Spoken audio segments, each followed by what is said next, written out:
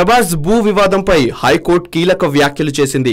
శరలింగంపల్లిలోని ప్రభుత్వ స్థలంలో Prabhas guest house ఉందని రెవెన్యూ అధికారులు ప్రభాస్ గెస్ట్ హౌస్ ను సీజ్ చేశారు. ప్రభుత్వ స్థలం 80 గజాలలో ఆయన గెస్ట్ హౌస్ కట్టారని రెవెన్యూ అధికారులు ఆరోపిస్తున్నారు.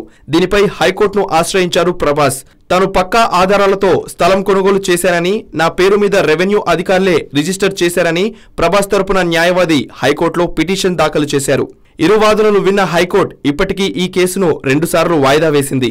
తాజాగా మరోసారి ప్రభాస్ కేసును వాయిదా వేసింది హైకోర్టు. ఈ సందర్భంగా ప్రభాస్ పై కొన్ని ఆసక్తికరమైన కామెంట్స్ చేసింది హైకోర్టు. మీరు సినిమాలలో బాహుబలి అయి ఉండవచ్చు, కానీ చట్టం ముందు కాదని, మీకు అనుకూలంగా తీర్పు ఇస్తే ఆ స్థలం దగ్గర మరికొంతమంది కబ్జా చేసే అవకాశం ఉందని, కాబట్టి మధ్యంతర ఉత్తర్వులు జారీ చేయలేమని తేల్చి చెప్పింది హైకోర్టు. ఈ కేసులో పూర్తి వివరాలు తెలిసే వరకు ఎలాంటి నిర్ణయం తీసుకోలేమని చెప్పింది.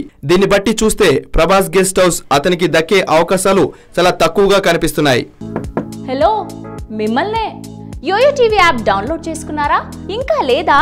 మీ యాప్ స్టోర్ కి వెళ్ళి వెంటనే డౌన్లోడ్ చేసుకోండి.